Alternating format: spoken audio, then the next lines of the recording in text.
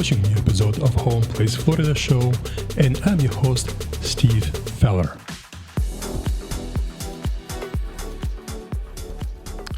And in today's episode, I want to talk about homeowner associations and condo associations. Both associations, basically, it's a type of management organizations that manage properties for homeowners or for condo apartment owners. So I want to discuss today what to expect, what not to expect, what to be aware of before you buy property in association management. Let's go. So what is HOA? Well, basically, it's a good question, right? According to many internet sources, right, it's HOA, Homeowner Association, is an organization that makes and enforces rules for properties within subdivision, planned community, or condominium building. HOA members are the residents of the community and they're required to pay dues, known as HOA fees. Well, that's official statement, right? And that's correct. It's all absolutely right. Today I want to talk about what is really HOA and how does it affect you as a homeowner if you've never been living in HOA managed community and subdivision or condo. In Florida, they're very common. There's many different reasons for this, and one of the reasons is basically local governments, local city governments, they don't want to manage this. Communities, they basically give their permissions to manage to homeowner associations. That's very kind of, I leave room to discussion to this, but because it's not about, this video is not about why HOA is having rights to manage, right? Why not city? Or in certain circumstances, city managing standalone houses that stay right in the street, or some gated community or some deed restricted communities, they managed by associations, right? So to begin with, when I speak about associations, I have mixed feelings, right? And mixed feelings because I used to live in homeowner associations and I still live in one of the homeowner association gated communities here in Florida. Lately, you probably heard or seen in different media and television and radio and heard on the internet that HOA is evil. HOA basically it's something bad. It's something that ruins people's lives and people not agree and they're forced to do something that they don't want to do, and on and on and on and on. And there's some corruption cases when member of HOA or employees of homeowner association management companies that get corrupted. They stealing large sum of money, or they've been stealing for years until they get noticed and caught. Yeah, that's unfortunate. That's cases that exist, and I guess there are bad people who always been existing all the times, right? So that's something that's if they got caught, and sooner or later, I'm sure they got caught, they will face circumstances, including maybe jail time, which a lot of them deserve because they stealing from public money or stealing from homeowner association. They dishonest, so that's a different story. But in general, homeowner associations basically it's a organization that is managed by homeowners or condo owners, which is in the condo buildings, it's condo association. Slightly different rules applicable to that, but in general, it is the same idea. Good or bad? That's a lot of questions I have from people who call me, from prospective buyers who never lived in this type of associations. Good or bad? Should I buy or should I avoid? That's totally up to you. I cannot give you specific advice, but in this video I'll explain you what I'm thinking it's positive, what I'm thinking is negative. Let's start from positive. Associations, when they manage properties, their sole goal is to maintain certain level of property. So basically, if people plan to grow something on their front yard or backyard not so much, but in the front yard, they have to make sure that this is not ruined, this is presentable. So some associations have more relaxed rules, and they say, hey, you can plant whatever flowers you want to plant or whatever trees you want to plant, as soon as it's not present any danger to environment. Certain associations will be very strict. They will tell you they really don't want you to touch anything. They have committees formed inside the organization, and they decide what type of shrub or trees or flowers they want to plant, and they usually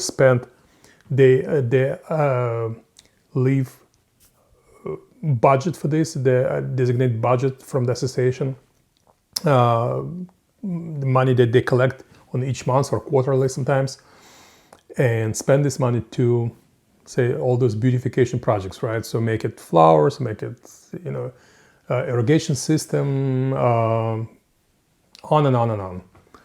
Also, what's good about this, many associations, not every association, but many associations also designate money to maintain building code.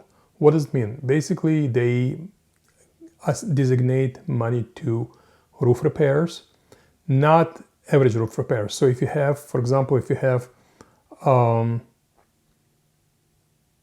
hurricane that happens often in Florida, right? Hurricanes, that's covered by your insurance, that you still need to buy insurance. But let's say roof life has 50 years, and if you happen to be living this 50-year mark in this house, either you bought from the beginning, live up to 50 years in this community, or you bought in the last 10 years, and after 10 years living in the house, your association will say, hey, your roof is up, it's time to replace your roof, and we do have reserves. Good if they do have reserves. Very bad if they don't have reserves, right? So, and that happens too. And the same thing about painting, right? Painting in the house. They don't want you to paint the house in all different type of colors that you can fantasize. They give you a certain standard, what paint and what shade should be used. Sometimes they even paint you some restriction.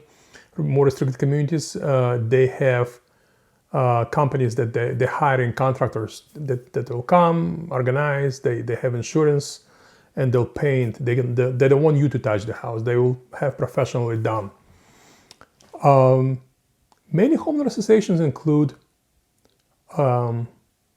utilities, some of the utilities, right? For example, they have garbage collection. They may or may not include. That's what you need to find out usually before you purchase this property. They may have cable and internet, television and internet cables included. What does it mean? Basically, they have multi-year contracts with local cable company, with providers, and they usually have better deal than you individual can go and buy a self package, for example, right? So they have a community package, which basically will save you not much, but maybe $20 a month they will save you, right? So still good, right? Or maybe if you don't want to pay, that's another side of the association. If you don't want to pay for the internet, if you, let's say you're not, I don't know, people who are not using internet these days, but if you don't want to use internet, hey, in that case, you literally get forced to pay because that's a cessation. Amenities, right? Amenities, they have different clubs. For example, they have cabana, or they have pool club, or they have tennis club, or they have tennis courts. They have children's playgrounds, certain places. So it's all comes into the association management. And you can live kind of maintenance-free life. That's what a lot of associations, a lot of communities advertise. If you buy with us, if you move to one of our communities, you will live maintenance-free life. You just pay in fees, and we'll take care of everything. Which is really good to people who retired and maybe have part-time life here in Florida, and they still live in some other states up north, or maybe they just live in full-time here now, but they really don't care, that they really don't want to get involved in mowing grass and and take care of the shrub and take care of the flowers and cleaning the pool and everything. So association will take care of this. All good, right? So far, so good. I think that's a good part of the association. What's bad? Like I said at the beginning of the video, associations managed by people. And association managed, basically, there's a group of people that are elected every year. That's homeowner association board. That's usually, it's people who are members of this, who live in this community. Unless it's a brand new community and they're not completely transferred this to homeowners, usually it's managed by the development company, by the developer, construction company who build these houses. So they build until they sell more than 51%. Once they sold more than 51% and they finish construction, they finish development, they obligated to give control to, transfer control to homeowners. Okay. Again, what's bad about this? Because what you hear on the news sometimes, there's corruption cases, there are people that get nasty, people trying to, for example, they hiring, for example, if you need to mow the grass or clean pool, you need to make a decision to hire a company, right? And the truth is, if your association is good and you have honest, fair people who run this association, they'll make bids to run. For example, they have a few different bids and they have a few different price quotes for basically for mowing grass or cleaning pool or do anything else what you need to do, or painting building exterior of the building or anything what you need to do in the common areas. And that's a fair job. That's what they need to do. However, there are cases of corruption, and we hear this every single time that people do favoritism. Basically, whoever in charge on board, whoever in charge, they get kickbacks from contractors to give them contract, and in fact, these contracts, they're not the best price contracts. So at the end, the person who still lives in this association, who give them contract and give them this job, they get paid under the table, and other people suffer because they overpay, because this money go from the budget, and sometimes it creates shortage of budget, and then people start questioning, oh, what happens to all our money? Why we pay so much to clean the pool if the other guy can do it for half the price, for example, right? So that's negatives.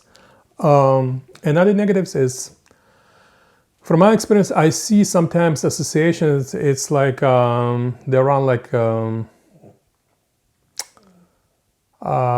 mini Washington, D.C., right? What I mean by that, it's a lot of politics, internal politics. Internal politics, basically, people start lobbying for different projects, especially when it's big association. When it's a small homeowner association, 4, 5, 10 houses, it's really nothing there, right? People live good life. But when it's huge associations, 100 units or more, it's become problematic because some people lobbying for, redoing the pool. Some people lobbying to build a launching pad, if you next to water, for launching pad for boats. The others say, hey, I don't care about boats. I have a dog and I want to build a dog park, right? Or it's on and on and on and on. It's never stops. So, and then when you hear some gossips, when you hear some irritation on those meetings, there people attack each other, not physically, but verbally attack each other, and that's become not cool. That's become not really a good business. So obviously we're all grown up, and everybody understand what it takes to be nice to your neighbor, what it takes to be a happy neighbor, and make sure that everything is, if you have your interest, maybe find compromise, maybe find some what will make not only you happy but your neighbors happy, right? So and that's a negative sides of the association. Besides that, I don't think there's much negative. Again, it could be like, for example, I recently heard some case in South Florida when a homeowner association, actually it was a condo owner association, when they enforced, obviously illegally, they enforced people to give up some good parking spots which close to elevators or close to whatever it is in this building, and they were selling these parking spots. That's totally illegal. I guess these people get in trouble and they get legal issues. So again, we're not discussing this part of business. Whoever doing this, they will be, I'm sure they'll face some consequences. So if you happen to buy or planning to buy a condo or property, standalone home or townhome in homeowner association, you need to make sure that you research yourself or you ask a realtor who represents you to find out who is the management company, either people happy or not. Maybe it's worth to drive inside the community and randomly ask people who live there and ask them that if you're planning to buy here something, if they really happy with their association, if they heard any issues or problems, including assessment. Especially right now, that's become an issue in condo buildings. As you heard a few years ago, we had in Florida an unfortunate case when building collapsed in Miami area, and that's become huge issue. The issue didn't become at that time issue, become much earlier, but those issues been ignored. Buildings did not have enough reserves. So now to fix those issues, to fix foundational problems that buildings have, especially old buildings that stay next to the beach, next to the water area. So all this takes place and takes money. So and right now Florida state passes laws, and already passed a law that homeowner association, condo associations, then especially those buildings that have certain age, they've been built before certain age, they need to maintain full reserve, and those reserves have to be recalculated, estimated how much it will cost to fix the building. That creates a lot of problem. Because especially for people who bought these apartments 20, 30 years ago, cheap, relatively cheap, and they paid relatively cheap maintenance, and a lot of these people, they retired, so they in fixed income. And imagine yourself, if you're in fixed income, if you already retired, and you know how much you receive your Social Security or your union payment or whatever payment, or your 401k, you have whatever you have money is. Now they telling you that you need to pay another $50,000 or $60,000 or maybe $100,000 assessment. It depends on the building. That creates a lot of problem to people. So be aware of this. All right. What's next?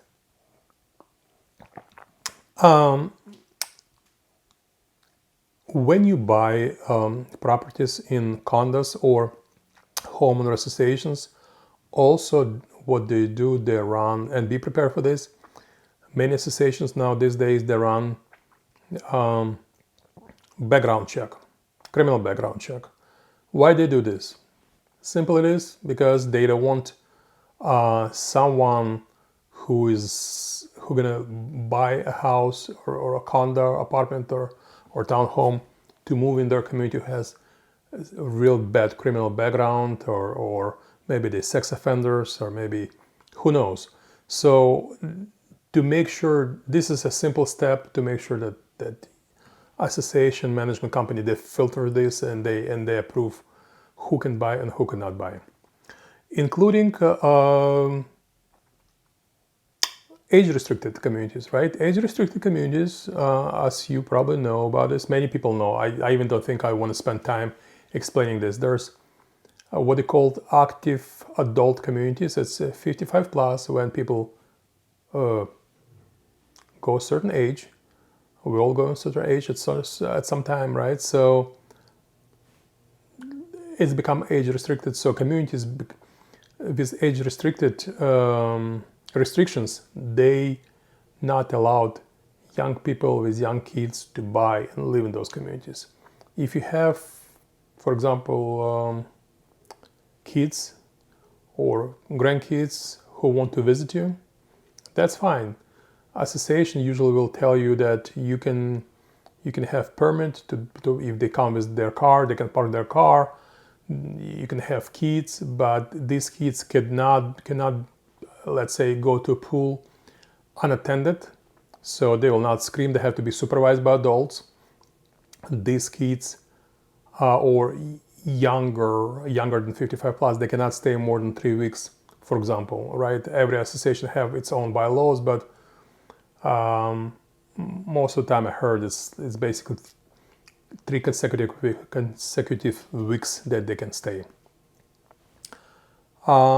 Again, this is something that you have to be aware of, and this is something that you need to understand before you buy, because if you buy this property and this type of property with age-restricted community, and later you want to sell it or lease it, you need to make sure that you understand this, because it will literally cut 50% of your potential buyers or people who want to lease because of the age, right? So again, good, bad, ugly, but this is what it is. Some other things that I want to tell about, I meant to mention and I didn't mention. Again, communities may have more restriction or less restrictions, called deed restriction, right? So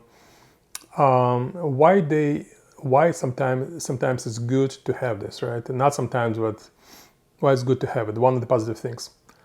In Florida, people who live in Florida or who plan to visit Florida for their first time, never been here, or maybe been in Florida only in tourist destination areas, not really visiting living neighborhoods, they may notice that there's certain houses, certain areas where they just staying on the street and not managed, not association managed as houses.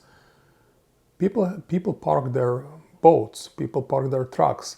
I saw people even building some tents in serving like their extension to their garages. They're building tent right on the driveway, and they keep their trucks, and trucks maybe get rusted there, maybe they fixed in them, and maybe they spill some oil, and people do nasty stuff, and they do have right. If city doesn't care, if city doesn't step in and tell them, hey, this is not what you shouldn't do, and usually cities don't have this some of the cities don't have this authority, right? So here you go. If you have neighbor like this, then every time you walk out of your house, you'll face huge boat, which sometimes when it stays in a trailer, it's higher than the house.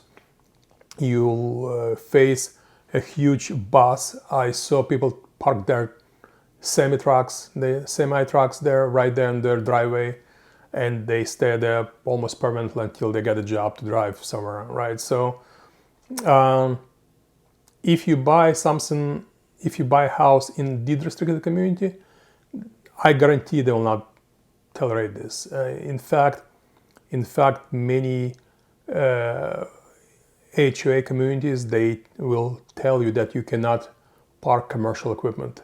You cannot park commercial vehicles in front of your house on your driveway. They don't want this. They basically say, hey, if you live here, that's a place to live. If you want to do business, do somewhere else, right? You cannot touch this. You cannot ruin your life or your neighbor's life by parking semi-truck or parking commercial van or a boat or a trailer in your front yard and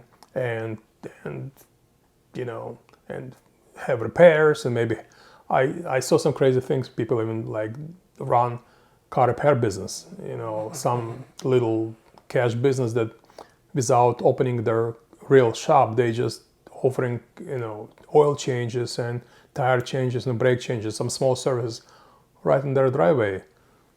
Come on, guys. So, that's why Florida has a lot of restrictions in this type of communities, and they'll not allow. All right. With that, I want to wrap up today's episode. I hope I was able to kind of lift the curtain of this HOA issues and positive and negative stuff that goes with HOA. If you still have any questions, please feel free to contact me, and my contact information will be underneath of this video. My name is Steve Feller. I'm with Future Home Realty, and this is my channel, Homeplace Florida, because what we try to do is I try to make all of you who decide to live in Florida make Florida your home place. Thank you for watching. See you next time. Bye-bye.